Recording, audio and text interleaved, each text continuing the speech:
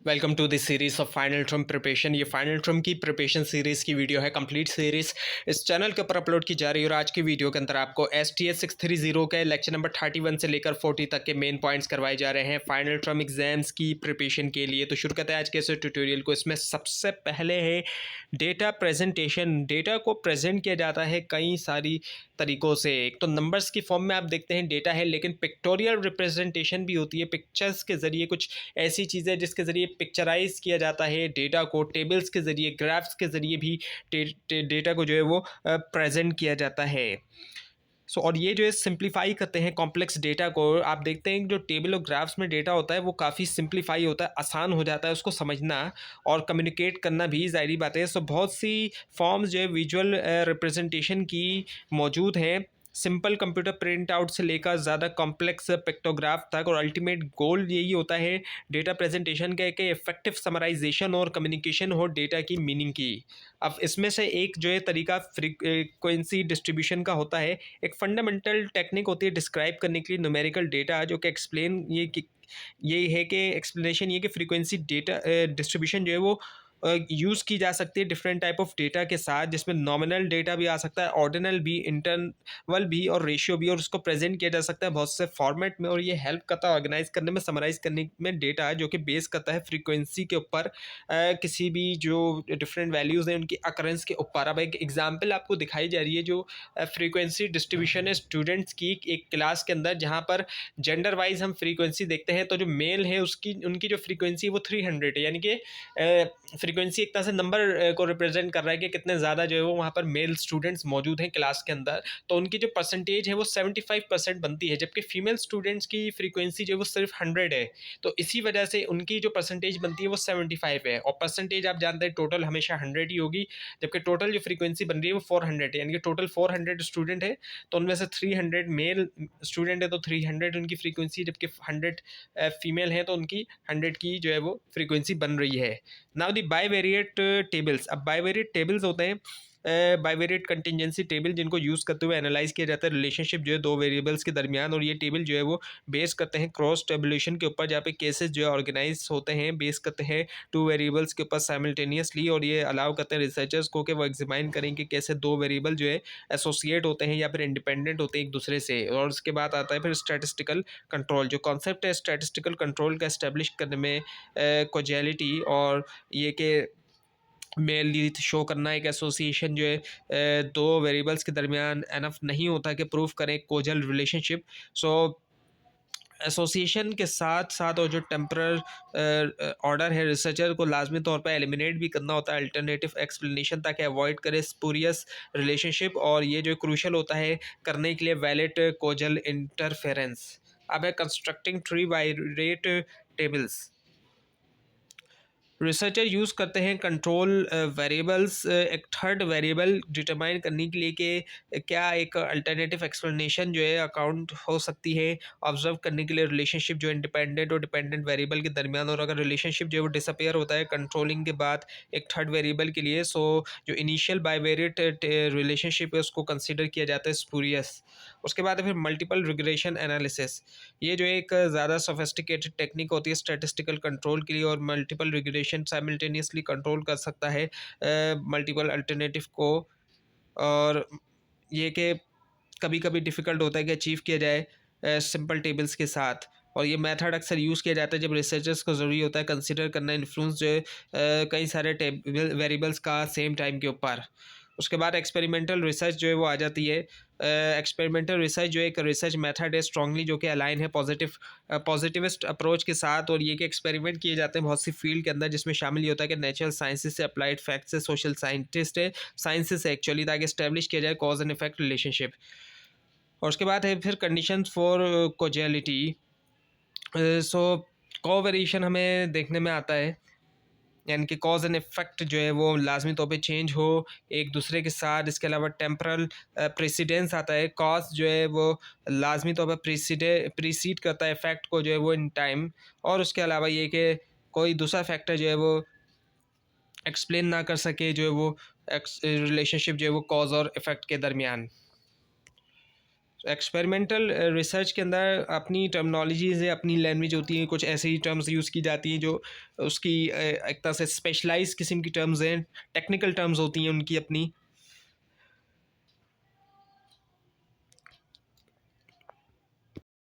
और यहाँ पर स्पेसिफिकली जो बात की जा रही है वो सब्जेक्ट्स या टेस्ट यूनिट की बात की जा रही है। इन टर्म्स से मुराद इंडिविजुअल या एंटिटीज़ जिनको स्टडी किया जा रहा है कि एक्सपेरिमेंट के अंदर, या फिर उनके जो वेरिएबल्स हैं वो मेजर्ड होते हैं, और अंडरस्टैंड करना इन टर्म्स को एसेंशियल होता है इंटरप्रेट करने के लिए एक्सपेरिमेंटल रिसर्च। एक्सपेरिमेंट्स के कई सारे पार्ट्स होते हैं जिसमें ट्रीटमेंट या independent variable, dependent variable, pre test, post test, experimental group, control group और असाइनमेंट ऑफ सब्जेक्ट भी आ जाते हैं। ट्रीटमेंट और इंडिपेंडेंट वेरिएबल होता है, ये एक्सपेरिमेंट के अंदर किया जाता है, वो ये कि एक्सपेरिमेंटर मैनिपुलेट करता है इंडिपेंडेंट वेरिएबल ऑब्जर्व करने के लिए, उसका जो इफेक्ट होता है डिपेंडेंट वेरिएबल के ऊपर, और जो की करेक्टरिस्टिक है वो ये कि ये जो है इसको चेंज किया जा सकता है या अल्टर किया जा सकता है इंडिपेंडेंटली तौर पर दूसरे वेरिएबल्स के। डिपेंडेंट वेरिएबल होते हैं, इसके नाम से ही पता चल रहा है कि डिपेंडेंट होते हैं।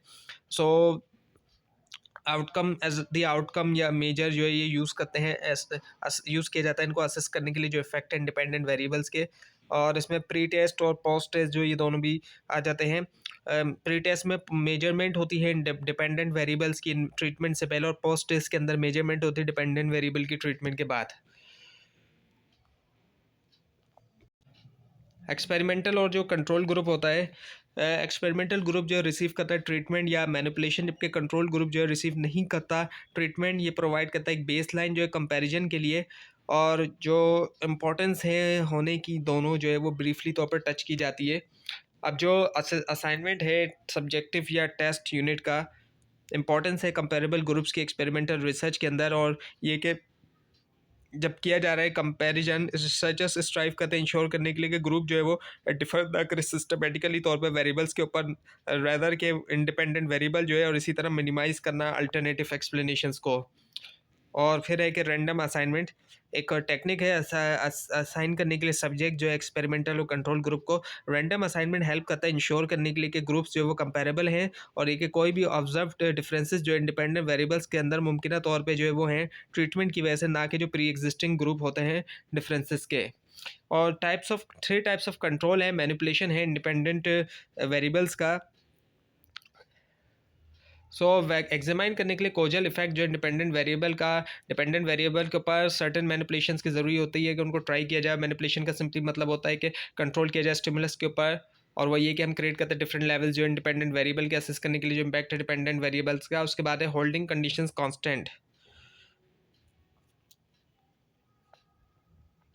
सो रिसर्चर ट्राई करता है एलिमिनेट करना इन्फ्लुएंस एक्सट्रेनियस वेरिएबल्स का रखते हुए उनको कांस्टेंट जो है तमाम ग्रुप के अक्रॉस, और ये हेल्प करता है आइसोलेट करने में इफेक्ट जो है इंडिपेंडेंट वेरिएबल्स का। उसके बाद ये control over the composition of groups. Researchers को लाजमी तौर पर इंश्योर करना चाहिए कि एक्सपेरिमेंटल और कंट्रोल ग्रुप्स जो होते हैं वो सिमिलर होते हैं इन टर्म्स ऑफ जो रिलेवेंट करेक्टरिस्टिक्स होती है, ताकि अवॉइड कर सके कंफाउंडिंग करना इफेक्ट जो इंडिपेंडेंट वेरिएबल्स के, और इम्प्रूव इंपॉर्टेंस जो है प्रिवेंट करने की कंटेमिनेशन जो रिजल्ट की क्लियरली यहाँ पर बताई जा रही है आपको। अच्छा, जो रैंडम असाइनमेंट है वो मेथड होता है असाइनमेंट केसेस के लिए कि ग्रुप करें पर्पस के लिए कंपैरिजन करना, कंपैरिजन जो है वो ताकि किया जाए। रैंडम असाइनमेंट एक मैकेनिकल और अनबायस्ड मेथड है जो मिनिमाइज करता है सिस्टमेटिक डिफरेंसेस ग्रुप्स के दरमियान, इंक्रीज करता है कॉन्फिडेंस जो है एट्रीब्यूट करने में ऑब्जर्व इफेक्ट जो ट्रीटमेंट को, और फैक्ट ये है कि ये अनबायस्ड है, और ऐड करता है इन्फॉर्मेशन प्रीवियस डिस्क्रिप्शन को रैंडम असाइनमेंट के। मैचिंग आ जाता है हमारे पास।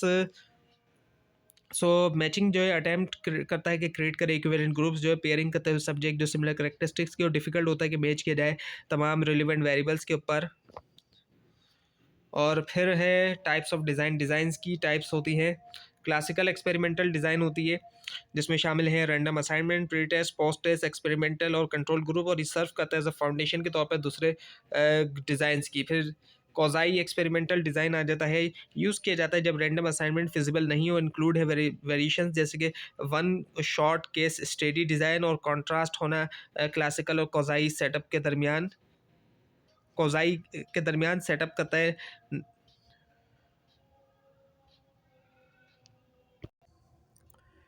अब ये कि one group pre test post test design. एक कोज़ाई एक्सपेरिमेंटल डिज़ाइन जो है वो लैक करता है कंट्रोल ग्रुप और रैंडम असाइनमेंट। इसमें शामिल ये होता है कि मेजर करना डिपेंडेंट वेरिएबल बिफोर और जो आफ्टर जो है ट्रीटमेंट के बाद एक सिंगल ग्रुप के अंदर। और उसके बाद जो है वो फिर है two group post test only design. इसमें जो है वो शामिल होता है ट्रीटमेंट जो एक पोस्ट टेस्ट टू ग्रुप और एक और जो रैंडम असाइनमेंट है, लेकिन ये लैक करता है प्री टेस्ट को। और यूज़ जो रैंडम असाइनमेंट का वो स्ट्रेंथ होता है इस डिज़ाइन के अंदर अगर कंपेयर करें उसको प्रीवियस वाले से। और फिर आता है ट्रू एक्सपेरिमेंटल डिज़ाइन। जो करेक्टरिस्टिक्स हैं एक्सपेरिमेंटल ट्रू एक्सपेरिमेंटल डिज़ाइन की, इसमें जो है वो ये कि एम्फसाइज़ करना रैंडम असाइनमेंट जो है एटलीस्ट जो है वो टू ग्रुप्स जो है एक्सपेरिमेंटल और कंट्रोल जो है और ट्रीटमेंट अप्लाई जो है वो सिर्फ किया जाता है एक जो एक्सपेरिमेंटल ग्रुप है उसको, और प्री और पोस्ट टेस्ट मेजरमेंट जो है दोनों ग्रुप्स के लिए। और उसके बाद फिर आ जाता है हमारे पास pre test and post test experiment and control group design हो जाता है। क्लासिकल एक्सपेरिमेंटल डिज़ाइन जो है रैंडम असाइनमेंट के साथ एक कंट्रोल ग्रुप और जो दोनों प्री टेस्ट और पोस्ट टेस्ट हैं, और ये कि जो नेक्स्ट इफेक्ट होते हैं ट्रीटमेंट के उनको डिटरमाइन किया जा सकता है कंपेयर करते हुए डिफरेंसेस जो होते हैं उनको प्री टेस्ट और पोस्ट टेस्ट स्कोर्स के दरमियान दोनों ग्रुप्स के अंदर। और फिर उसके बाद आता है हमारे पास सोलोमॉन्स 4 ग्रुप डिज़ाइन। एक ज़्यादा कॉम्प्लेक्स एक्सपेरिमेंटल डिज़ाइन जो एड्रेस करता है पोटेंशियल इन्फ्लुएंस जो प्री टेस्ट का पोस्ट टेस्ट रिजल्ट के ऊपर। और इसमें शामिल है 4 ग्रुप्स, 2 एक्सपेरिमेंटल और 2 कंट्रोल। साथ में जो वेरिंग कॉम्बिनेशन होता है प्री टेस्ट और पोस्ट टेस्ट का। और इस डिज़ाइन को प्रेजेंट किया जाता है एक तरीके के तौर पर ताकि एनहेंस किया जाए कॉन्फिडेंस जो इंटरनल वैलिडिटी के अंदर। उसके बाद वैलिडिटी इन एक्सपेरिमेंट्स आ जाती है। इसमें इंटरनल वैलिडिटी और एक्सटर्नल है। इंटरनल अगर हम इंटरनल की बात करें तो इससे मुराद किस हद तक इंडिपेंडेंट वेरिएबल जो है वो सोल कॉज होते हैं चेंजेस आने का डिपेंडेंट वेरिएबल्स के अंदर, जबकि एक्सटर्नल वेरिएबिलिटी की हम बात करें तो इससे मुराद किस हद तक जो है वो फाइंडिंग जो है वो जनरलाइज हो सकती है रियल वर्ल्ड में। अब ये कि जो फैक्टर्स अफेक्टिंग इंटरनल वैलिडिटी है उसमें हम देखें तो इसमें हिस्ट्री इफेक्ट आ जाता है। सो हिस्ट्री इफेक्ट से मुराद जो है वो एक्सटर्नल इवेंट्स होते हैं जो कि होते हैं एक्सपेरिमेंट के दरमियान, वो कंफाउंड करते हैं रिजल्ट्स को। और जो स्पेसिफिक एग्जांपल हम ले सकते हैं वो मिनरल वाटर सेल और कंटेमिनेटेड ड्रिंकिंग वाटर है। और उसके बाद जो मैच्योरेशन इफेक्ट है, इससे मैच्योरेशन से मुराद जो है वो नेचुरल चेंजेस होती है सब्जेक्ट के अंदर वक्त के साथ जो कि इन्फ्लुएंस करती है डिपेंडेंट वेरिएबल्स को रिगार्डलेस कि उसका ट्रीटमेंट कैसा है। और दोनों इक्वल बायोलॉजिकल और साइकोलॉजिकल प्रोसेस कंट्रीब्यूट कर सकते हैं मैच्योरेशन जो इफेक्ट है उसमें। और ये जो है वो कंट्रोलेबल जो नेचर होती है वेरिएबल्स की वो है। और टेस्टिंग इफेक्ट्स होते हैं, ये जो है एज अ थ्रेड होता है इंटरनल वैलिडिटी की। और ये जो है हो सकता है जब एक्ट जो है वो प्री टेस्ट का प्री टेस्ट लेने का इन्फ्लुएंस करता है सब्जेक्ट परफॉर्मेंस जो है पोस्ट टेस्ट के ऊपर, और इंडिपेंडेंट जो है वो ट्रीटमेंट का। और ये जो है कर सकता है, हो सकता है एक्चुअली लर्निंग की वजह से, प्रैक्टिस की वजह से, सेंसिटाइजेशन की वजह से, मेजरिंग इंस्ट्रूमेंट्स की। और फिर आ जाता है इंस्ट्रूमेंटेशन इफेक्ट्स आ जाता है। ये भी एक तरीका है ट्रीट करने का इंटरनल वैलिडिटी को। और ये आता है चेंजेस से जो है मेजरिंग करने में इंस्ट्रूमेंट्स या फिर जो प्रोसीजर्स होते हैं प्री टेस्ट और पोस्ट टेस्ट के दरमियान।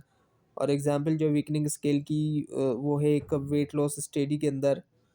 और उसके बाद ये कि सिलेक्शन बाइस इफ़ेक्ट होती है। सिलेक्शन बाइस जो है वो थ्रेट होता है इंटरनल वैलिडिटी के अंदर, जो कि होता है जब सब्जेक्ट जो है डिफरेंट ग्रुप्स में कंपेरेबल नहीं है, उनको कंपेयर नहीं किया जा सकता। और ये पार्टिकुलरली कंसर्न होता है डिज़ाइन में बगैर जो है रैंडम असाइनमेंट के। और as a pre existing differences जो है ग्रुप्स के दरमियान जो है वो कंफाउंड कर सकते हैं ट्रीटमेंट इफ़ेक्ट।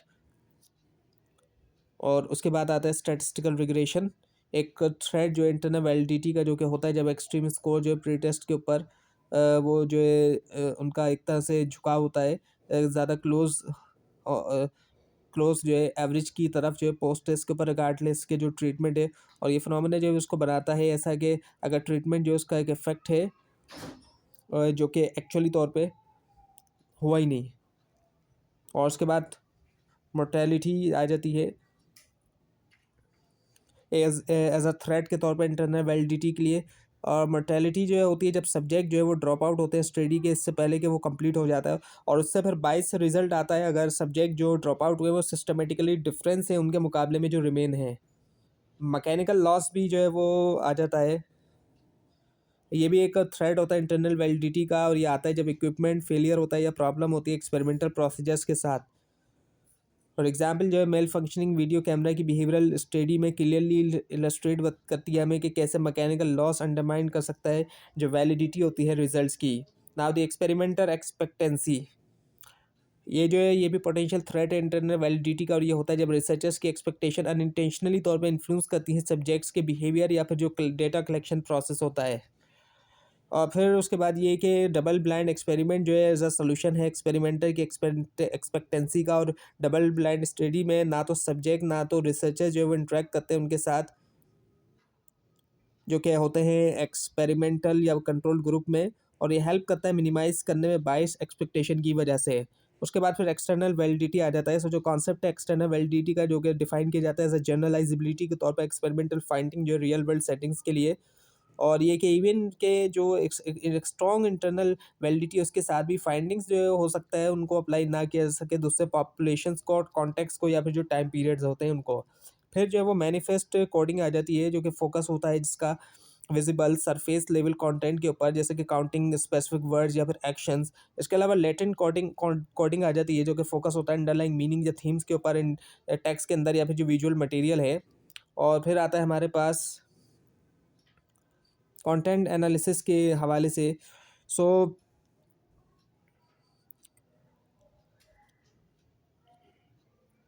एडवांटेजेस भी हैं और इसके डिसएडवांटेजेस भी होते हैं। अब अगर हम इसके एडवांटेजेस देखते हैं तो पहला जो होता है वो होता है access to inaccessible subject. Researchers जो है वो स्टडी कर सकते हैं इंडिविजुअल्स या इवेंट जो कि डायरेक्टली एक्सेसिबल नहीं है। इसके अलावा नॉन रिएक्टिविटी है, मेथड जो है इसमें ये जो इन्फ्लुएंस नहीं करता बिहेवियर रिस्पॉन्स जिनको स्टडी किया जा रहा है, क्योंकि डेटा ऑलरेडी एग्जिस्ट करता है। अगला है कैन डू लॉन्गिट्यूडनल एनालिसिस।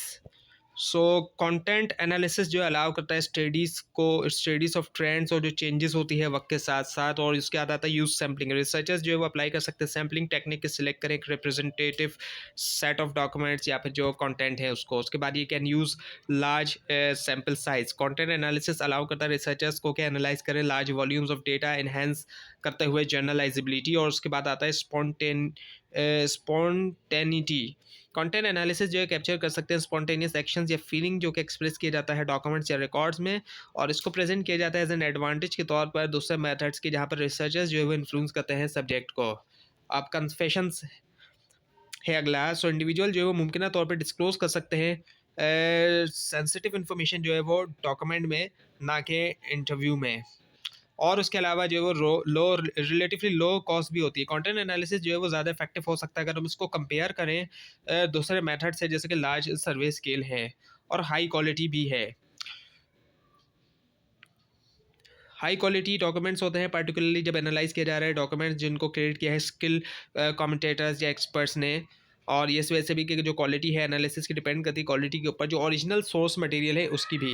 अब कुछ ज़ाहिरी बातें जहाँ पे फ़ायदे होते हैं किसी भी चीज़ के, नुकसान भी हमें देखने में आते हैं। पहला तो है कि बाइस होती है, तरफदारी होती है, क्रिएटर्स की तरफ से बाइसनेस हमें देखने में आ सकती है। सिलेक्टिव सर्वाइवल होता है, तमाम ज़रूरी नहीं है कि तमाम डॉक्यूमेंट जो वो प्रिजर्व हों, ऐसा ज़रूरी नहीं है, और उससे फिर पोटेंशियली तौर पे बाइस सैम्पलिंग हमें देखने में आता है। इनकम्प्लीटनेस भी होती है, डॉक्यूमेंट जो है उनके अंदर तमाम वो इन्फॉर्मेशन जो है वो ज़रूरी नहीं है मौजूद हो कि जो रिक्वायर्ड है हमें आंसर देने के लिए क्वेश्चंस के। और उसके अलावा lack of availability of document, यानी कि जो एक्सेस है रिलेवेंट डॉक्यूमेंट तक वो रिस्ट्रिक्टेड हो सकता है, ज़रूरी नहीं है कि वो ईजी हो।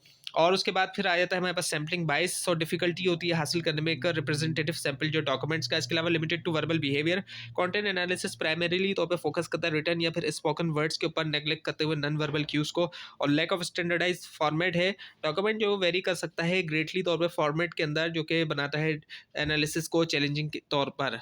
और कोडिंग डिफिकल्टीज होती है, कोडिंग जो है वो सब्जेक्टिव भी हो सकती है और टाइम कंज्यूमिंग भी हो सकती है। उसके बाद ये कि डेटा जो है must be adjusted for comparability over time. Changes आना लैंग्वेज के अंदर, मीनिंग के अंदर और कॉन्टेक्स्ट के अंदर बनाता है डिफिकल्ट के कंपेयर करें हम डेटा को डिफरेंट टाइम पीरियड्स के दरमियान। सो ये एम्फेसाइज करता है जो नीड है केयरफुल कंसिडरेशन की कि हिस्टोरिकल कॉन्टेक्स्ट के अंदर देखने के लिए। नाउ दिस सेकेंडरी डेटा से मुराद ऐसी इंफॉर्मेशन जिसको किसी और ने कलेक्ट किया, रिसर्चर जो करंट स्टडी कर रहा है उसके मुकाबले में किसी और ने किया। और ये जो है ज़ाहिर बात है टिपिकली हिस्टोरिकल है, ऑलरेडी असेंबल है, और ये रिक्वायर्ड नहीं करता कि हम डायरेक्टली जो है वो रिस्पॉन्डेंट्स के साथ इंट्रैक्शन हो कोई या डायरेक्ट एक्सेस हो, उसके लिए ज़रूरी नहीं होता। और सेकेंडरी एनालिसिस जो है वो होता है एज अ री एनालिसिस करना, जो प्रीवियसली कलेक्टेड डेटा उसका अक्सर जो है वो सर्वे डेटा ओरिजिनली गैदर करते हैं दूसरे रिसर्चर्स। और ये जो है सारी बातें फ़र्क है सेकेंडरी एनालिसिस का प्राइमरी के साथ, जहाँ पर रिसर्चर जो वो कलेक्ट करते हैं डेटा को first hand.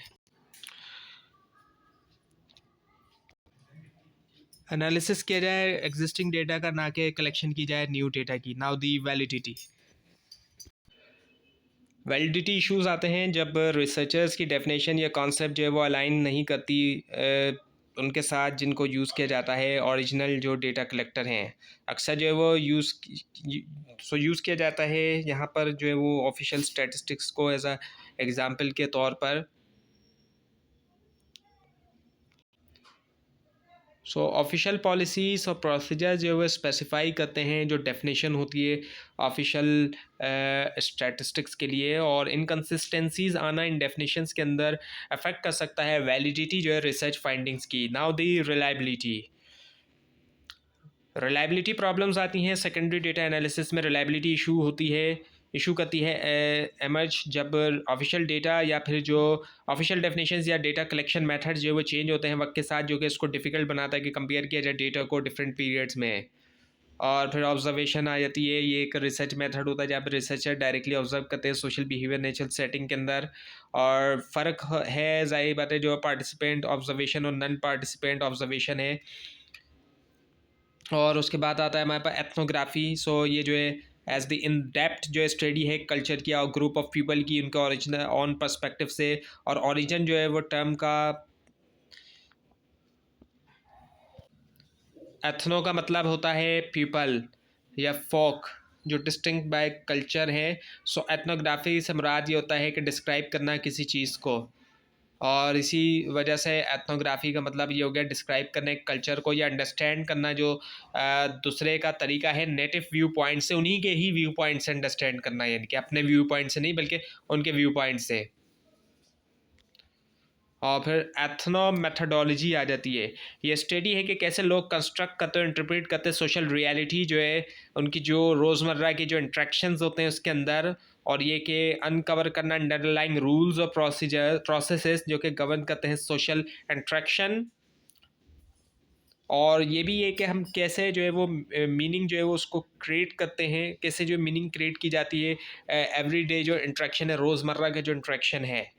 Now the field research जो वो बेस करती है नेचुरलिज्म के ऊपर, और प्रिंसिपल जो है ऑब्जर्विंग इवेंट्स का जो है नेचुरल सेटिंग के अंदर बगैर इंटरप्रिटेशन के, मैनिपुलेशन के। और ये कंट्रास्ट करता है एक्सपेरिमेंटल रिसर्च से जहाँ पर रिसर्चर एक्टिवली मैनिपुलेट करते हैं वेरिएबल्स को। Now the steps in field research के अंदर जो वो स्टेप्स आते हैं, पहला ये होता है कि प्रिपेयरिंग करना और जो है डी फोकसिंग करना, प्रिपेयर करना ख़ुद को मेंटली तौर पर, रिव्यू करना एग्जिस्टिंग लिटरेचर को। Then the site selection and access, so choose करना एक रिसर्च सेटिंग और एक्सेस हासिल करना उसका। उसके बाद ये कि entering the field and establishing relationship, so build करना रिपोर्ट जो है पार्टिसिपेंट्स के साथ। उसके बाद ये कि अडॉप्ट करना एक सोशल रूल, इंटीग्रेट होना एक सेटिंग के अंदर। और उसके बाद ये कि लिसन करना, कलेक्ट करना क्वालिटी डेटा, ऐसा डेटा जो कि क्वालिटी डेटा होना चाहिए। और उसके अलावा ये कि एनालाइज करना, जनरेट करना, इवेल्यूएट करना, वर्किंग हाइपोथेसिस, फोकस करना एस्पेक्ट्स के ऊपर, सेटिंग का यूज़ करना, थ्योरेटिकल सैम्पलिंग की अगर हम बात करें तो ये कि फोकसिंग करना डेटा कलेक्शन के ऊपर स्पेसिफिक एस्पेक्ट्स जो कि रिलेवेंट होते हैं इमर्जिंग थ्योरीज से। और फील्ड इंटरव्यूज़ वगैरह करना, यानी कि इन डेप्थ इंटरव्यू करना की इन्फॉर्मेंट्स के साथ। इसके अलावा डिसएंगेजमेंट होना, लीव कर देना रिसर्च सेटिंग। इसके अलावा ये कि completing analysis and reporting, finalise करना एनालिसिस और राइटिंग करना research report. Now the steps in field research, इसमें कई सारे जो वो स्टेप्स आते हैं। पहले प्रिपेयर करना, खुद को रीड करना लिटरेचर और डी फोकस सेलेक्ट करना। अच्छा, दोबारा आ गया I think. Now the ethical dilemmas of field research, जो एथिकल डायलेमाज हैं फील्ड रिसर्च के, इसमें पहला है डिसेप्शन इश्यूज जो कि रिलेट करते हैं कवर्ड रिसर्च के साथ और अज्यूम करना फॉल्स रोल्स को। उसके बाद आता है कॉन्फिडेंशियलिटी, प्रोटेक्ट करना प्राइवेसी जो है रिसर्च पार्टिसिपेंट्स की। उसके बाद ये कि इन्वॉल्वमेंट विद डेविएंट्स, जो डेविएंट्स आती है ज़ाहिर बात है रिसर्च ऑन डेविएंट्स। एथिकल कंसर्न जब स्टडी किया जा रहा है इंडिविजुअल्स जो कि इंगेज होते हैं इलीगल एक्टिविटीज़ के अंदर।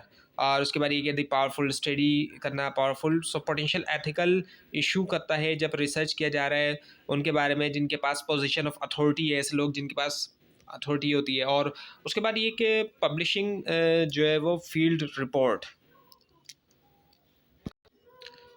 सो बैलेंस किया जाए जो राइट है, राइट टू प्राइवेसी, जो प्राइवेसी का राइट है उसके साथ जो राइट टू नो है, इन दोनों के दरमियान एक बैलेंस किया जाए, बैलेंस को ख़राब ना किया जाए, जो प्राइवेसी का राइट है और जो राइट टू नो है। और उसके अलावा ये कि प्रोटेक्टिंग पार्टिसिपेंट्स जो है उनको प्रोटेक्ट किया जाए, उनकी जो रेपुटेशन है, और अवॉइड किया जाए किसी भी किस्म का हार्म, उनको हार्म ना किया जाए। उसके बाद ये historical comparative research focus on, जो हिस्टोरिकल कंपैरेटिव रिसर्च है उसका जो वो फोकस होता है क्या, ट्रेस करना जो डेवलपमेंट है सोशल फॉर्म्स की वक्त के साथ, इसके अलावा कंपेयर करना सोशल फॉर्म्स और जो उनकी डेवलपमेंट है अक्रॉस कल्चर्स या फिर जो नेशंस है। उसके बाद फिर क्वान्टिटेटिव अप्रोच आ जाती है। ये जो अक्सर एसोसिएट है पॉजिटिविज्म के साथ, और ये अप्रोच एम्फेसाइज करती है मेजर करने के ऊपर वेरिएबल्स, टेस्टिंग करना हाइपोथेसिस, और हासिल करना जो है वो जनरलाइजेबल लॉस। और फिर आ जाती है क्वालिटेटिव अप्रोच जो है वो अब ये अक्सर एसोसिएट होती है इंटरप्रेटिविज्म के साथ, और ये एम्फेसाइज करती है अंडरस्टैंडिंग करने के ऊपर हिस्टोरिकल कॉन्टेक्स्ट, और जो पर्सपेक्टिव होता है लोगों का जो कि स्टडी जिनको किया जा रहा है, ड्रॉ किया जाता है इसको वेबर्स के जो कॉन्सेप्ट है उसके ऊपर। और फिर आ जाता है हमारे पास डिस्टिंक्ट हिस्टोरिकल कंपैरेटिव अप्रोच आ जाती है। डिस्टिंक्ट कंपैरेटिव अप्रोच जो है वो कंबाइन करती है एलिमेंट्स दोनों की, पॉजिटिविस्ट और इंटरप्रेटिव अप्रोच की, और ये जो है वो क्या करती है, बैलेंस करती है सेंसिटिविटी जो है स्पेसिफिक हिस्टोरिकल और जो कल्चरल कॉन्टेक्स्ट होते हैं डेवलपमेंट के साथ, ब्रॉडर थ्योरेटिकल जनरलाइजेशन के उसको प्रेजेंट किया जाता है एज अ ज़्यादा नुएंस्ड अप्रोच, ना कि जो प्योरली क्वान्टिटेटिव और जो क्वालिटेटिव मेथड्स होते हैं उसके मुकाबले में। Now the similarities to field research.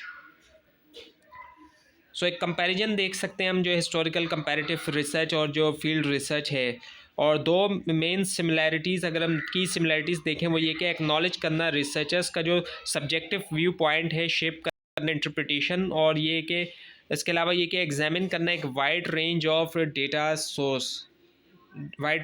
Sources. और उसके बाद यहाँ पर जो एक और बात बताई जा रही है वो ये है कि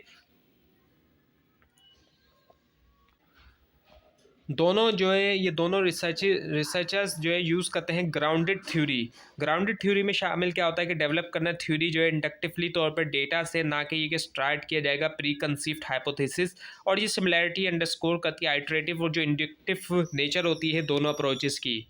और फिर इसके बाद जो आ जाती है वो चौथी जो चीज़ आ जाती है वो है ट्रांसलेशन, हम कह सकते हैं इन दोनों के अंदर ट्रांसलेशन है, यानी कि जो नीड है इंटरप्रेट करने की, ट्रांसलेट करने की मीनिंग जो है डिफरेंट कल्चर्स में और जो हिस्टोरिकल कॉन्टेक्स्ट है उसमें। इसके अलावा पांचवी आ जाती है फोकस ऑन एक्शन, यानी कि दोनों मेथड एम्फेसाइज करने इंपॉर्टेंस जो अंडरस्टैंडिंग की, सोशल प्रोसेस की अनफोल्ड होते हैं जो ओवर द टाइम।